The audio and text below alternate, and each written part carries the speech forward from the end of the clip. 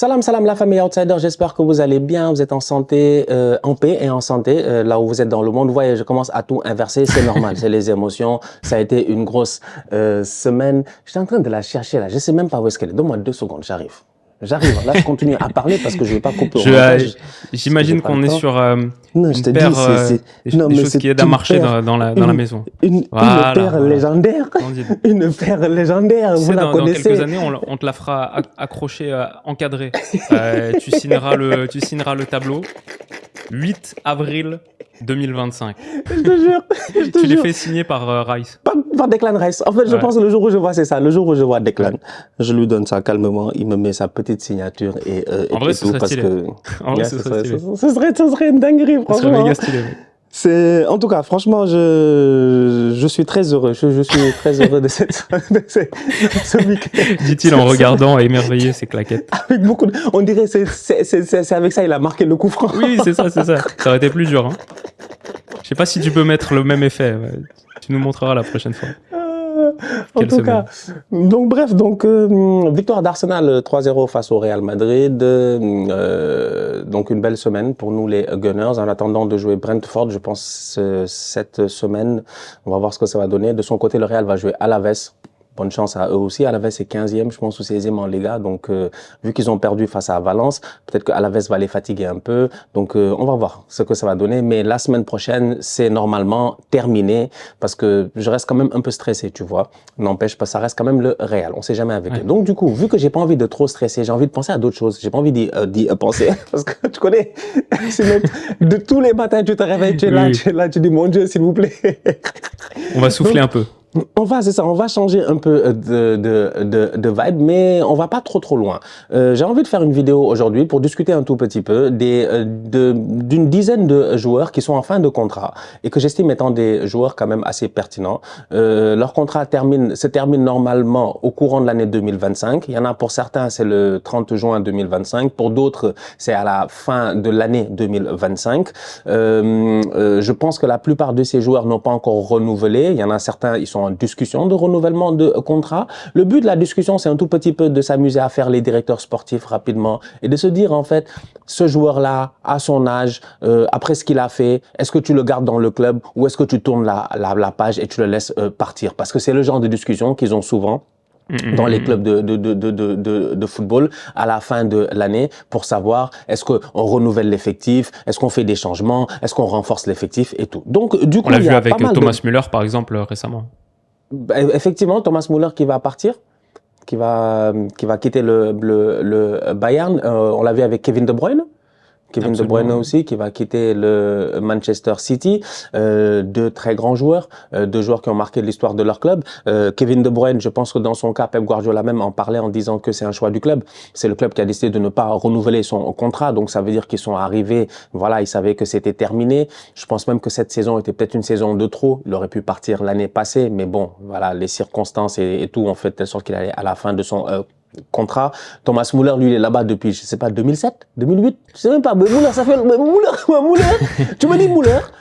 Premier souvenir de Müller, moi, je vais même pas rigoler avec vous, je me rappelle très bien, je jouais qu'avec lui FIFA 2010, je l'avais même acheté à Arsenal, tellement il était fort, c'est la Coupe du Monde 2010. En fait, Müller est arrivé, je savais pas c'était qui lui, en fait. S'il arrivait à la Coupe du Monde 2010 avec l'Allemagne, je pense qu'il met 6 buts ou 7 buts, je sais même plus. Thomas Müller, je suis en train de regarder. Mais je sais pas, Thomas Müller. J'avais fait une vidéo à l'époque sur Robben et Ribéry et je crois que c'est là-dedans que j'étais tombé sur le premier match de Thomas Müller en Ligue des Champions et il y a un entraîneur adverse, je me souviens plus qui c'est, qui dit ah ils ont ce petit gamin là Thomas Müller qui est vraiment très intéressant à chaque fois qu'il joue et j'étais là genre ah ouais le petit gamin Thomas Müller ça ne rajeunit pas et c'est vrai on a connu les débuts de Thomas Müller, Bah on oui. a connu la première saison professionnelle Yeah. de Thomas Müller. Et ce gars qui a tapé une saison à 21 passes décisives, qui est devenu le joueur le plus capé de l'histoire du Bayern, c'est quand même pas rien. C'est genre 650 matchs avec le Bayern. Effectivement, il va partir. C'est dingue. Thomas Müller, il a joué ici avec des boys, il y a des fans du Bayern, ils connaissent même pas, comment il s'appelait? Illich. Ouais, Olic. Olic. Malheureusement, moi, je le connais trop bien, Stan, parce que quand on fait demi-finale de Ligue des Champions, l'OL en 2010, il nous met un triplé chez nous à Gerland. Donc, Ivica, c'est ça, non? Ivica Olic. Ouais, je me rappelle très bien de lui, c'était fou. C'est pas à quelques heures de OL United quart de finale d'Europa League, là, c'est pas forcément un très bon souvenir à convoquer. Passons à autre chose. Donc, du coup, allons-y sur cette liste-là. Donc, Thomas Müller et Kevin De Bruyne sont déjà out. On va commencer directement. Il y en a un, on en parle cette semaine, le premier sur la liste que j'ai. On en parle déjà cette semaine d'un possible transfert au Real Madrid. On parle là de Trent Alexander-Arnold, fin de contrat à Liverpool. On connaît Trent, pas besoin de refaire son histoire. On a vu aussi les débuts de Trent. Vu, ça fait longtemps on est là. Hein. Ouais, c'est sûr. Je me rappelle toujours. Je me souviens quand c'était My Louis Kelly, quoi. Genre, le petit nom composé comme ça, Louis Kelly, Alexander-Arnold. C'est qui ce gars-là? Ok, bizarre. Bon, et puis ouais. Excellent joueur. Je pense que c'est Klopp qui le lance. Le reste de la carrière, comme ils disent, it's history. Top player, souvent critiqué pour ses aptitudes défensives, mais offensivement, tireur de coups francs, machin, vision de jeu, tout ce que tu veux. Il est trop fort. Donc, tu le gardes, ou tu le laisses partir? Ça dépend aussi de la volonté du joueur aussi. Il y a un facteur qu'il ne faut pas oublier, c'est est-ce que le joueur lui-même veut rester ou c'est un scout, c'est un petit du quartier, tu sais. Ouais, c'est ça. S'il y a moyen, je le garde. Parce que effectivement, moi je trouve Alexander-Arnold, c'est vraiment un joueur intéressant parce que c'est peut-être un joueur, parmi disons tous les joueurs qui ont un poste sur le papier défensif, c'est celui qui a le plus grand écart entre son niveau défensif et son niveau offensif. Et je veux bien qu'on me dise, il a un peu progressé défensivement, c'est pas aussi pire qu'avant, etc. Bon, en vrai, avec ballon, c'est un des meilleurs joueurs de la planète. Les passes qu'il envoie de 40 mètres, slicées, comme tu dis, les frappes extérieures de surface. Enfin, je veux dire, il a un pied un peu Beckhamien, tu vois, comme il y a 20 ans, on aurait dit. Donc ça, c'est ce qu'il a avec ballon. Sans ballon, on peut me dire il a progressé, ça reste quand même la zone qui est constamment ciblée par l'adversaire. Sur un gros match, il y a genre 2 ou 3 occasions qui viennent à chaque fois du côté d'Alexander-Arnold. Au-delà de sa qualité de 1 contre 1 qui est moyenne, il y a des moments où il est totalement mal aligné par rapport à la ligne. Il fait reculer de 3 mètres le hors-jeu pour Liverpool. Je suis vraiment pas convaincu que c'est la bonne acquisition pour le Real Madrid, un club qui penche déjà énormément vers l'avant. Moi, si j'étais le Real, c'est pas le joueur que je ciblerais pour mon poste de latéral droit. Donc ça, c'est déjà la première chose que j'ai envie de dire.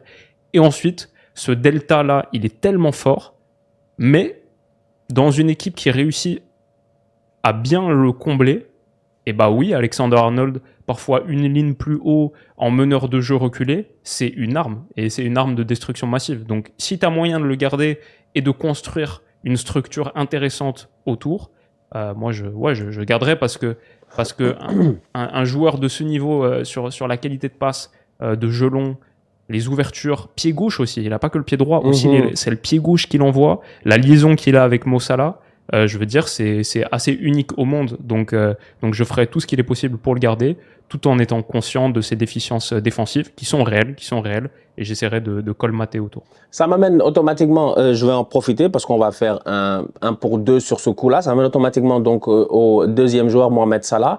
Du coup, là, tu as un côté droit de Liverpool qui change complètement. C'est-à-dire tu as une équipe de Liverpool aussi qui est en transition, ce qui est normal, on l'a vu, le milieu de terrain a changé. Est-ce que les gens n'ont pas juste peur du changement? C'est la question que je me pose. Parce que moi, je suis dans une optique où je pense réellement que je pense qu'il est temps de changer à Liverpool. Je pense qu'il est temps de changer pas mal de choses. Je pense que Trent, moi, je l'aurais laissé partir. S'il a envie de partir, je l'aurais gardé parce que c'est un très bon joueur, mais s'il a envie de partir, je l'aurais pas retenu. Je l'aurais laissé partir. Je pense que Salah, dans tous les cas, je l'aurais fait partir. En fait, tu vois. Et là, encore une fois, c'est pas, parce qu'il y en a, ils le prennent toujours au premier degré. Tu dis ça, puis ils sont comme, ouais, il est méchant, il aime pas le truc. Non, c'est pas ça, en fait. C'est juste une question de projection. Je regarde la projection. Le problème, c'est de trouver aussi un remplaçant qui soit aussi à la hauteur de ce que t'amène, en fait, ce joueur-là. Donc, un joueur comme Mohamed Salah qui fait la saison qu'il fait cette année. Bon, la question, c'est de savoir plusieurs choses. Moi, c'est plusieurs questions que je me pose. C'est de savoir, est-ce que réellement, c'est parce que c'était une dernière année de contrat, donc le gars était ultra motivé, il était dans un autre level level, donc il a décidé de marquer le coup en mettant les points sur les i, les barres sur les t pour mettre le maximum qu'il peut. Est-ce que l'année prochaine n'est pas une année compliquée ou dangereuse en sachant que c'est un international égyptien, qu'il a 2 compétitions à jouer. La Coupe d'Afrique, c'est pas si grave que cela, mais la Coupe du Monde à la fin de l'année peut faire de telle sorte que c'est sa dernière Coupe du Monde peut-être, tu vois. Il a une belle génération avec les Marmouches et puis pas mal d'autres jeunes joueurs. Donc, est-ce que ton Mohamed Salah va se donner à 2000% dans la deuxième partie de saison? Est-ce qu'il va pas essayer d'éviter une blessure au retour de la Coupe d'Afrique? Quel va être le truc? Il y a plein de choses qui tombent dans ma tête en fait en me disant, bah écoute, il est en fin de contrat, c'est un excellent joueur, c'est un grand joueur, mais de la même manière que Sadio Mané est parti et Firmino est parti, je pense que Salah pourrait peut-être partir. Donc moi, directeur sportif aujourd'hui, malgré la grosse saison qu'il fait, je cherche un remplaçant à Salah parce qu'il me pose une équation, il me pose un problème sur le futur. Par contre, Trent, ça dépend. Trent, ça dépend vraiment de là où Arne Slot veut aller. Parce qu'on me parle de Frimpong. C'est comme ça, j'ai entendu des noms, j'ai entendu Frimpong à Liverpool, j'ai entendu machin, et j'ai dit, bon, ça dépend, est-ce qu'il va passer à 3 derrière, est-ce qu'il va, comment il va évoluer l'année prochaine, en fait, tu vois. Donc, petit bémol sur Trent, mais pour ça là, moi, je laisse partir. Frimpong, ce serait marrant. Encore un Néerlandais. Yeah. Après Gakpo, Van Dijk, Gravenberch, encore. Pourquoi pas, mais c'est vrai. Bon, Frimpong, on est habitué maintenant à le voir soit piston 3-4-3, soit même offensif de 3-4-2-1, genre très très haut, sous le 9. Donc ouais, j'avoue, assez difficile à dire. Pour Salah, moi je le garderais simplement parce que 27 buts plus 17 passes D en première ligue, c'est juste le symbole qu'il a encore beaucoup à apporter. Je suis d'accord avec toi, c'est un bon argument les compétitions internationales. Je suis d'accord, ça peut jouer. Toutefois, on est sur un Salah qui a un tel niveau actuel que même une saison à 80% de Mo Salah actuel, je pense pas que tu le remplaces par un joueur que tu prends demain sur le marché des transferts. Mais Willou, alors là, je suis en train. Est-ce que Willou, directeur sportif, il est prêt à mettre la thune pour un max contrat pour max 2 ans?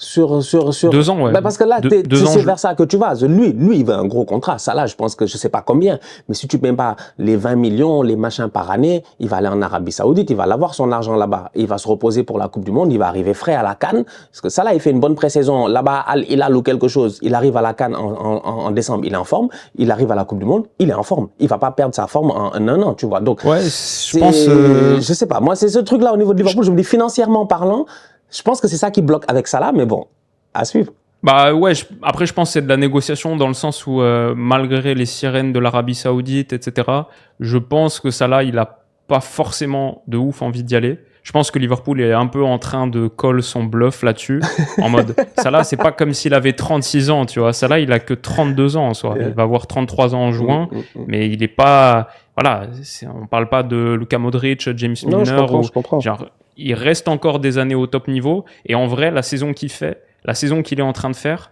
à la fois, elle joue dans le camp des négociations de Mo Salah, parce que bien sûr, t'es là, ben mec, je suis en train de faire une saison all-time, ça se trouve, je bats le record de buts et le record de passes D de Première Ligue sur la même saison. Donne-moi mon contrat, donne-moi mon max contract, et voilà, on n'en parle plus. Ça joue pour lui, mais ça joue aussi un peu contre lui, dans le sens où Liverpool est là, mec, tu vois le niveau que t'as, genre tu vas partir en Arabie Saoudite maintenant, t'as toujours pas gagné le Ballon d'Or, à Liverpool, on a une très belle équipe, Arne Slot, il en fait une équipe championne d'Angleterre, qui est à rien, voilà, une séance de tir au but, de passer contre le PSG, qui est une des 3 meilleures équipes du monde en ce moment, minimum. Voilà, genre Liverpool, cette année, peut aussi gagner la Champions, que c'est pas particulièrement choquant. Ils ont renouvelé leur effectif sur certains postes. Il y a un futur à Liverpool. C'est la première année de Slot. Il y a un futur à Liverpool. Et Salah est à un très très haut niveau. Je pense que si Salah, demain, il quitte Liverpool, et Liverpool gagne la Champions l'année d'après, il s'en mord les doigts, et c'est un scénario tout à fait possible, un scénario qu'il aurait porté au Ballon d'Or, qu'il aura jamais en Arabie Saoudite. Donc je pense que Liverpool sait qu'en vrai Salah veut prolonger. Je pense que Salah veut jouer quand même sur le rapport de force dans lequel il est, c'est lui qui décide, c'est la fin de contrat. Il fait une saison extraordinaire, donc oui, il a des cartes en main aussi. Après, c'est déjà le plus gros salaire du club de très loin. 18 millions de livres annuels. Le deuxième, c'est Van Dijk à 11. Donc voilà, c'est peut-être qu'il peut aller chercher un peu plus. Moi, en gros, en tant que directeur sportif, 2 ans de plus à son salaire actuel ou même plus, ouais, j'y vais parce que 2 ans de plus de ce Mo Salah. Comme je te dis, sur le marché des transferts, là, les ailiers droits, honnêtement, je sais pas qui tu mets à la place. C'est ça. Genre les bonnes prises, genre au lycée, c'est bon, il est parti, tu peux plus faire au lycée.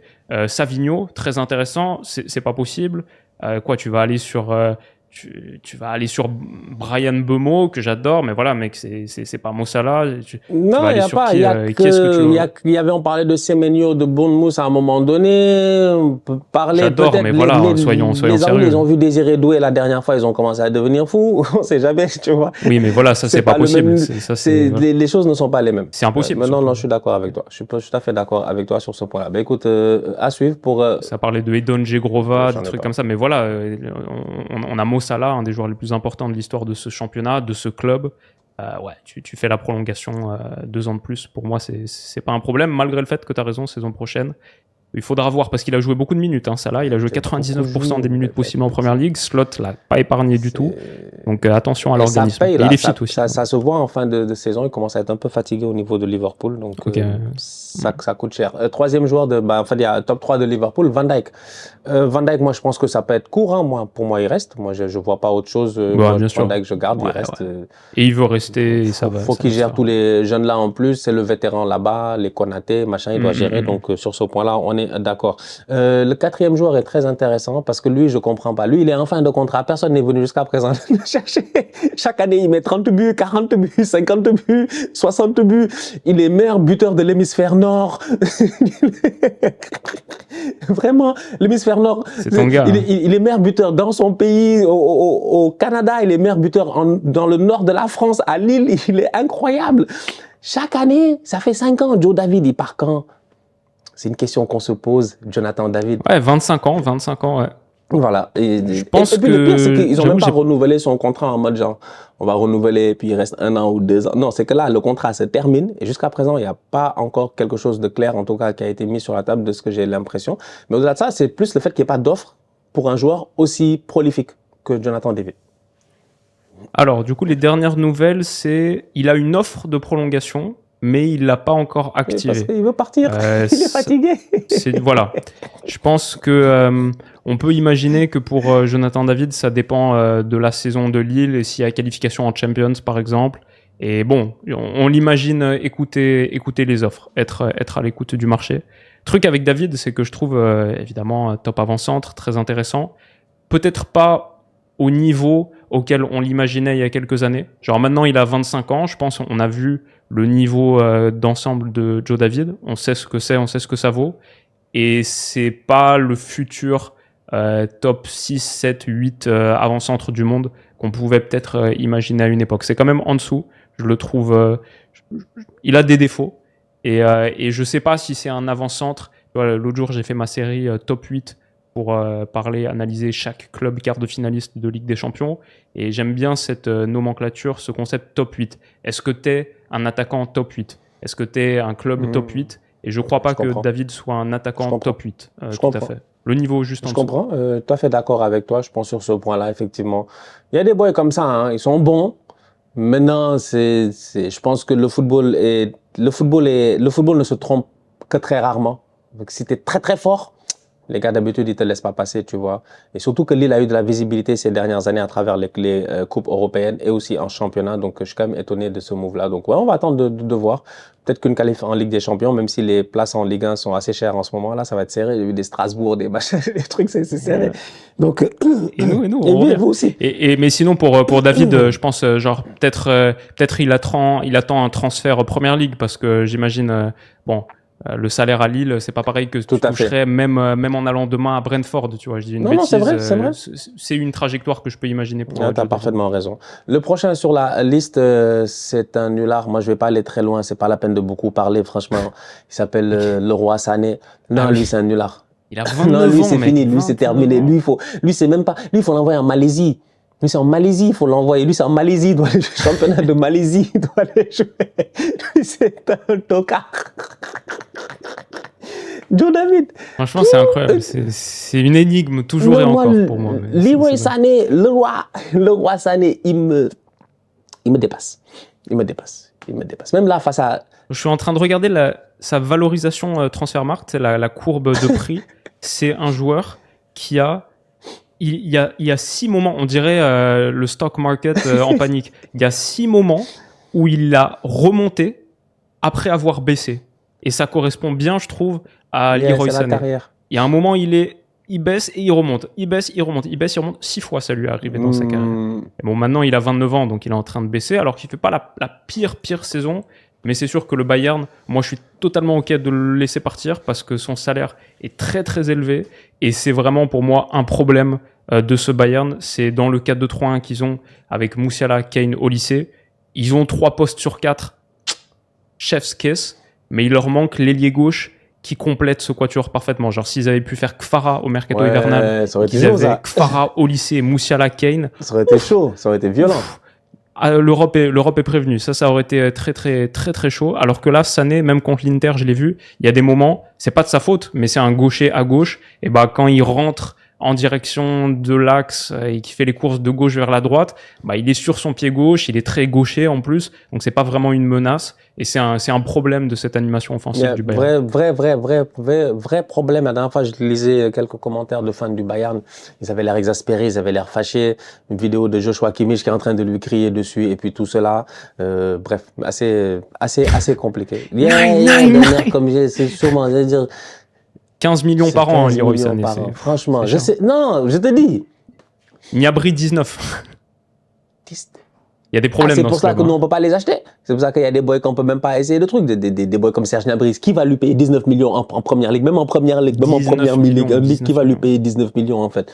C'est assez compliqué. Tiens, ça me permet de pouvoir aller directement. Donc, du coup, on va rester au Bayern, là. On va aller voir, il y avait Kimmich dans la liste. Mais je pense qu'il va rester, lui. Normalement, je pense qu'il va rester. Je pense qu'ils vont renouveler son contrat finalement. Ça devrait être tranquille et tout.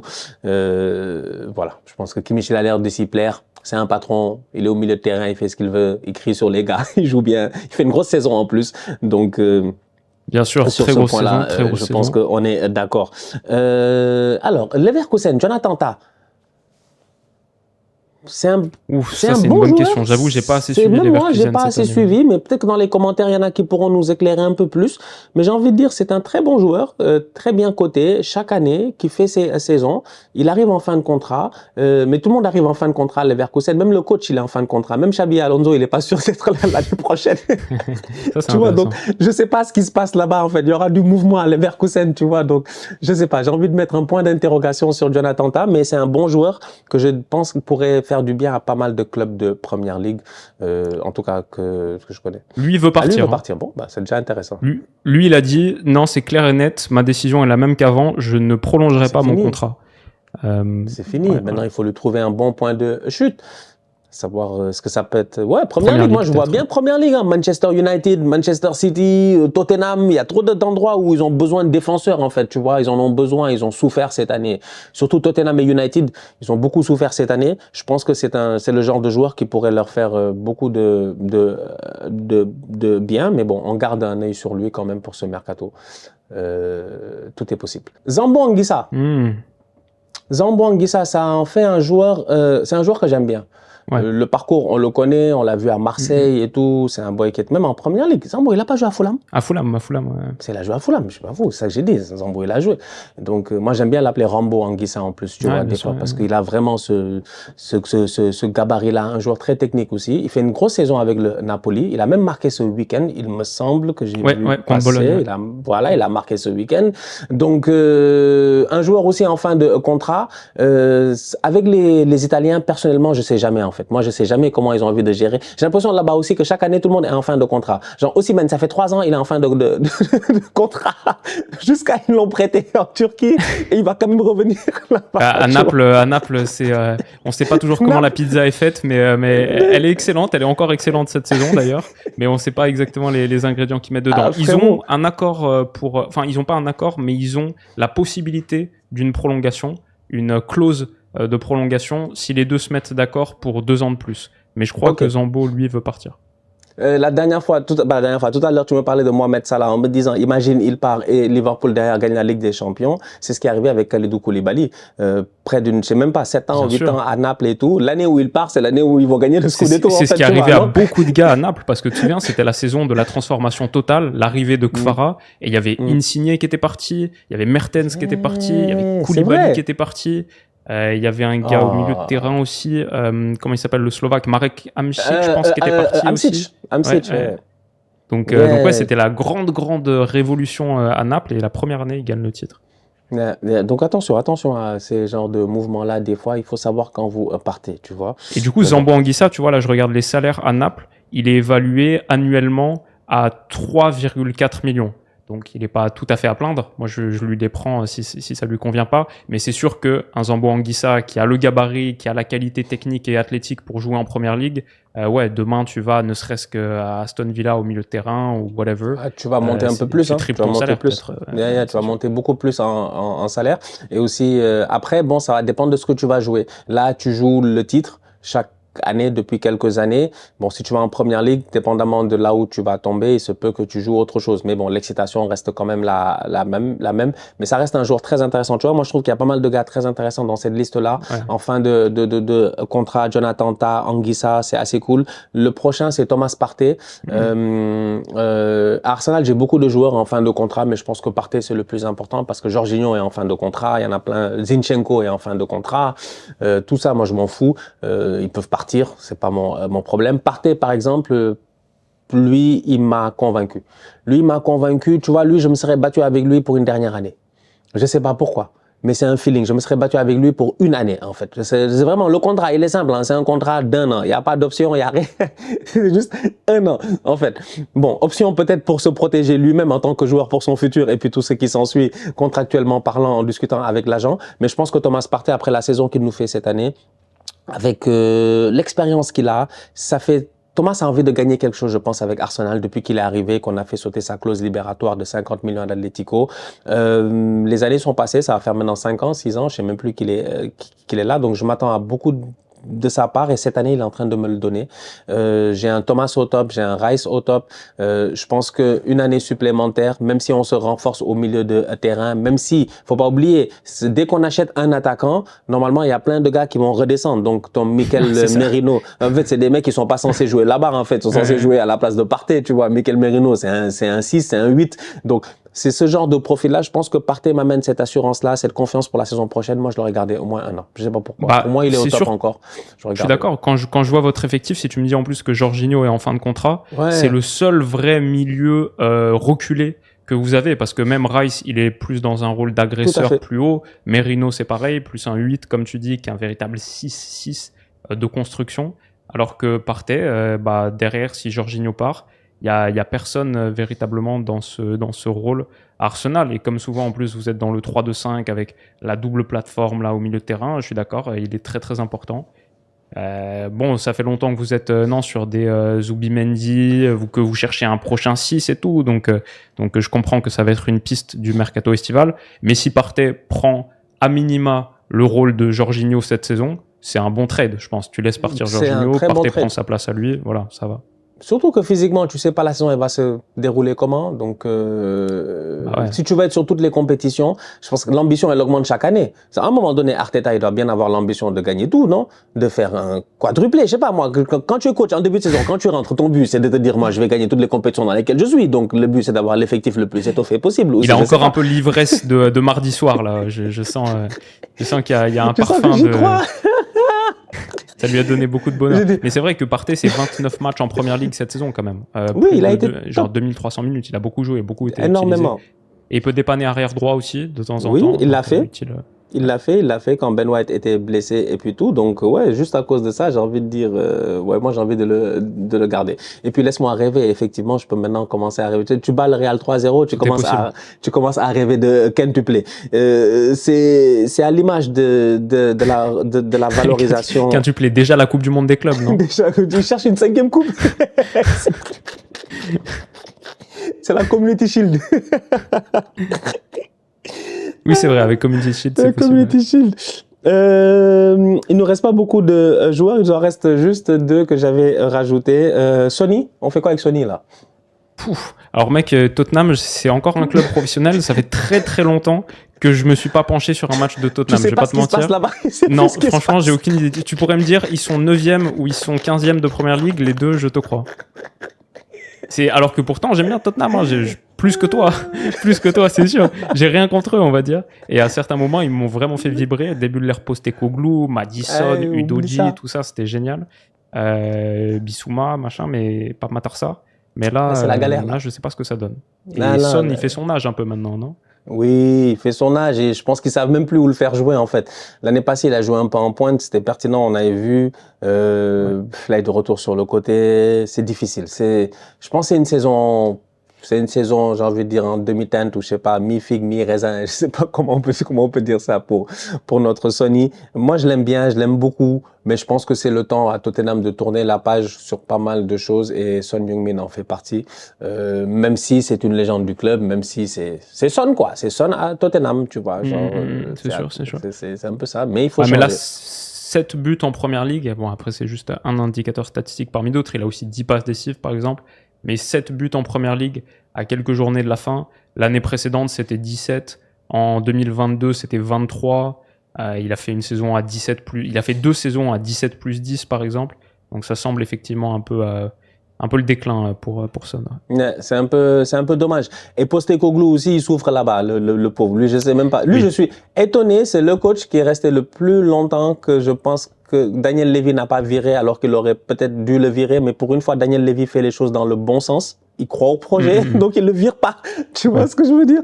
Donc, il y a ce truc-là un peu où je me dis, non, d'habitude, le président de Tottenham, il est rapide, lui, pour virer les gars. Il les a tous virés. Conte, Mourinho, machin. Mais là, pour une fois. Mais pour eux, il a eu raison, parce que c'était pas des bâtisseurs, c'était des gars pour win now, alors que t'avais pas l'effectif pour win now. Donc moi, je suis d'accord avec garder Postecoglou, mettre de la jeunesse, Matistel, par exemple, ça me plaît. Mais il faudrait que je me penche un peu sur Tottenham. C'est juste pas la saison, les gars. Désolé, on est en avril-mai. C'est pas le moment de Tottenham, là. Non, c'est mort. Tottenham, c'est septembre, octobre. Toujours. Là, on ira sur mais Tottenham. Mais toujours en plus. Chaque année, première trêve internationale en Angleterre, c'est Tottenham, ils sont premiers. Chaque année, ils sont premiers. C'est pas cette année, ils ont gagné à un moment donné, c'est la 3e journée, ils ont gagné, ils sont sortis avec les enfants, les bébés, tout le monde sur le terrain. Où c'est l'année passée? Je sais même plus. Il y a une victoire qu'ils ont eu à la 3e journée, 4e journée, ils ont commencé à faire comme s'ils allaient gagner le titre. Tottenham, ils sont incroyables, ils sont trop drôles. Bref. L'année d'avant, après 10 matchs, ils avaient, je crois, 9 victoires, un nul, où ils étaient spectaculaires. Tout ça pour finir en conférence League. Ils avaient beaucoup de blessures, les pauvres. Madison blessé, Bissouma blessé, Udogie blessé, ça leur a fait mal. Et les 1 en défense aussi cette année, pas mal. Il y a des boys que j'ai pas vus depuis longtemps. L'Argentin là, je sais même plus s'il joue encore là-bas. Ça fait longtemps. Ouais, Romero, je crois il est revenu puis c'est reblessé. Je l'ai pas vu. Il y a des gars qui ont totalement disparu là-bas, donc c'est un peu dommage. Qu'est-ce qu'on a? On a Dragouchin qui est blessé. C'est vrai qu'ils ont pris Danso, Van de Ven. En vrai, Romero, Van de Ven, Danso, Dragouchin, sur le papier, c'est lourd. C'est 4 bons choix pour défenseurs centraux. Ils ont des petits Archie Gray. Pas Matarsar, il a que 22 ans. Ils ont Lucas Bergvall, Kulusevski qui faisait un bon début de saison, je me souviens. Madison, Timo Werner qui va repartir, ça ouais. Brennan Johnson, Solanke, Tel. Intéressant. Il faut un bon mercato. Il y a moyen peut-être de revoir Tottenham au top. On va finir avec un dernier joueur. Non le moindre. Lui, il est fatigant. On ne sait pas ce qu'il veut, lui. Il veut quoi? Je savais même pas qu'il avait encore un contrat. Moi, je pensais qu'il avait. Juste par contre, je m'excuse pour Tottenham. C'est vrai qu'ils sont en quart de finale d'Europa League. Donc, peut-être qu'on reparlera de Tottenham en avril-mai. Hein. C'est vrai que j'avais oublié ce petit détail. Ils jouent contre Francfort ce soir. J'avoue, d'un coup que Tottenham gagne l'Europa League. D'un coup que Tottenham gagne une Coupe d'Europe. C'est ça. Et que Arsenal gagne la Ligue des Champions et qu'on a une super Coupe d'Europe. Oh Mais non, mec, tu sais très bien que la Super Coupe d'Europe, ça va être Paris-Lyon. C'est Paris-Lyon, ouais, c'est chacun ses problèmes. Chacun ses problèmes. Donc je disais hier, on va finir avec le dernier. Je savais pas qu'il avait encore un contrat. Je pensais qu'il avait plus de contrat, lui. Je pensais qu'il jouait au foot avec ses potes pour le plaisir. C'est lui qui choisit, normalement. Ouais, je pensais qu'il était même propriétaire du club. On me dit que... Bah, il l'est, je pense, en partie, non? Il a peut-être pris quelques pourcentages, en tout cas. Il a pris des gros... C'est pas impossible. Il a pris des pourcentages là-bas avec le sponsor de la Ligue, avec la Ligue en tant que telle. Je pense qu'il a peut-être une option même pour ouvrir sa propre franchise. Franchement, c'est King of the World. On parle là de Léo Messi. On m'a dit même que Kevin De Bruyne va peut-être aller jouer à l'Inter Miami. Quand j'ai vu ça, j'ai dit, vous voulez quoi? Vous voulez quoi? C'est quoi ça? Je pense que David Beckham est en train de créer une équipe pour rentrer dans la Kings League de Gérard Piqué. Moi, Je te jure. Ils ont des couleurs qui s'y prêteraient en tout cas, mais C'est que des anciens, il va amener là-bas. Donc du coup, Léo Messi, son contrat se termine à la fin de la saison de MLS. Qu'est-ce qu'on fait avec lui? C'est une bonne question. Ça reste Léo Messi. Ça se termine à la fin. Donc il va voir 2025. Si ses enfants enfants se sentent bien à l'école. Ouais. Si Miami plaît toujours à la famille, je pense que oui, et ça va continuer. Il va rester parce qu'il a une Coupe du Monde 2026 à jouer aux États-Unis. Tu vois, je pense que dans le plan, même si son contrat finit en 2000, à la fin de l'année 2025, je pense que Messi est plus qu'un ambassadeur pour la Coupe du Monde aux États-Unis, pour tout ce qu'il représente, pour le fait qu'il joue en MLS et tout. Il va peut-être gagner sa MLS cette année normalement. Hein. Si la tendance se maintient, il devrait gagner la MLS cette année, essayer de tout rafler, Ligue des Champions, machin, faire une grosse saison juste pour nous fatiguer. Donc ouais, moi je me dis normalement, donc il doit rester Léo Messi, il va continuer sa tournée, son jubilé. Il reste plus qu'un chapitre de toute manière à écrire dans la carrière de Léo Messi, c'est le retour à Newell's, et ça ce sera peut-être un jour. Un club où je vois en junior, il a joué 176 matchs et marqué 234 buts. Donc ouais. Il a joué 176 matchs, il a marqué 234 buts. Quand il était petit. Ouais, je comprends, mais même en junior, il a mis 234 buts là-bas. Hein. Ouais. Non, Messi, il est bizarre. Donc, ouais, t'imagines Messi, le retour en Argentine, les stades, la folie ultime que ce serait. Il y en a un autre qui est en fin de contrat là. Retour Neymar, il a lui son contrat, lui on lui signe, tu sais, Neymar maintenant, nous on connaît au niveau des RH, on sait, on fait pas des CDI, on fait pas des CDI à tout le monde. Neymar, on peut pas lui faire un CDI, tu lui fais un CDI, t'es mort, tu sais que t'es mort. Le contrat de 6 mois. C'est ça. Avec la clause que un minimum de matchs joués. Je te jure. Pas plus que 2 blessures acceptées, tu vois, des trucs comme ça. Donc, Ney aussi, son contrat se termine, on va voir. Je suis dead, du coup, je vais sur Neymar Transfermarkt pour voir un petit peu sa situation contractuelle. Et Transfermarkt, ils mettent dans le bilan récapitulatif du joueur, ils mettent par exemple le pied fort, qui est l'agent, le contrat jusqu'à quand il dure, son équipementier. Et il y a une petite ligne réseaux sociaux. Et là, tu as des petits hyperliens avec les icônes vers les différents réseaux sociaux. Par exemple, Messi, il y a Facebook, Instagram et son site officiel. Voilà, c'est vraiment un gars de notre génération. Tu vois, il y a rien de très superflu. Neymar, je crois qu'il y a des réseaux sociaux que j'ai jamais vu de ma vie même. Il y a 7 icônes. Il y a son Twitch, il y a son TikTok, il y a son X. Neymar, il a trop de comptes. Il y a son compte PlayStation Network. Il y a le Xbox Live. Il y a son compte Poker Stars. Voilà, Neymar, c'est un acteur. C'est dit. C'est un acteur. C'est un acteur. Ouais. C'est vraiment un acteur. Je l'ai vu cette semaine. Il est venu en Timberland. Il fallait le voir. Il est venu habillé comme Spider-Man. Je sais pas. Il est venu se poser dans les vestiaires pour encourager ses coéquipiers et tout. C'est drôle parce que de ce que j'ai vu, il est venu dans les vestiaires. Il a encouragé ses coéquipiers, mais après il est pas resté pour le. Ah mais oui, j'ai vu cette photo. Il est pas resté pour le match. Hein. Il est parti. Il est rentré chez lui. Il est allé jouer un tournoi de poker. Il était pas habillé en tenue pour le match. Genre la photo est très bizarre quand même. Genre lui en tenue vraiment de ville avec tous ces gars-là en plein au milieu de la photo. Vraiment. Et le pire, c'est le fait qu'apparemment ils sont même pas restés tout le match, quoi. Et il avait d'autres choses plus importantes à faire. Non, Ney, c'est Neymar. Donc bref, voilà cette liste. Il y a encore pas mal d'autres joueurs. Il y a énormément de joueurs qui sont en fin de contrat 2025. Mais bon, s'amuser un tout petit peu par rapport aux joueurs, on va dire un peu les plus évalués, avec la plus grosse évaluation. Et tout. Ouais. Donc, à vous de nous dire en commentaire où est-ce que vous les auriez. Je vois qu'il y a ton gars, Ola Aina. Yeah, Ola Aina aussi, j'ai vu. Très intéressant. Après, c'est de voir en première ligue, je pense que Fulham devrait le garder. Après, c'est étonnant que jusqu'à présent, ils aient pas fait de move parce qu'en première ligue, d'habitude, les gars, ils savent se protéger parce qu'ils savent que ça va très vite, hein, normalement. Mais, on va voir.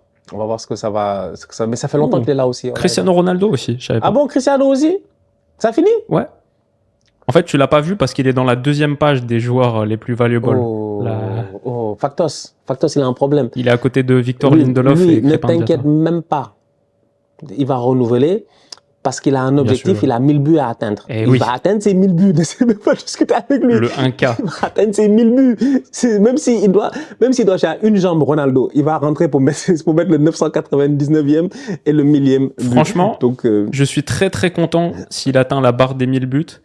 Et qu'on vive ce moment un peu, ce sera un peu notre jubilé du monde de ceux qui ont connu Cristiano Ronaldo Prime. Yeah. On pourra faire des vidéos, on pourra revenir, on pourra en faire un événement et ce sera très stylé. Et j'espère qu'il prendra une aussi belle photo que celle de Pelé avec 1000 écrits avec des ballons. Elle est magnifique cette photo. C'est une des grandes photos de l'histoire du foot.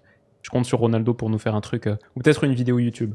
Non, Avec Mr. Beast. t'as tellement raison en plus. Je pensais à ça. Cette semaine, je repensais à son record pour finir avec ça. Parce que cette semaine, au hockey, dans la NHL, le record de meilleur buteur a été explosé après 30 ans. Ça a pris 30 ans. Le meilleur buteur de la NHL, c'était Wayne Gretzky. C'était Wayne Gretzky avec 893 ou je sais même plus, quelque chose comme ça. Et moi, je me rappelle quand j'arrive au Canada, il y a une quinzaine, je sais même plus, ça fait 16 ans, 17 ans, je sais même plus combien je suis là. Quand j'arrive ici, je suis jeune et je découvre le hockey. Je connais pas forcément le hockey sur glace, tu vois. C'est pas un sport que je connais, c'est pas un sport que je maîtrise.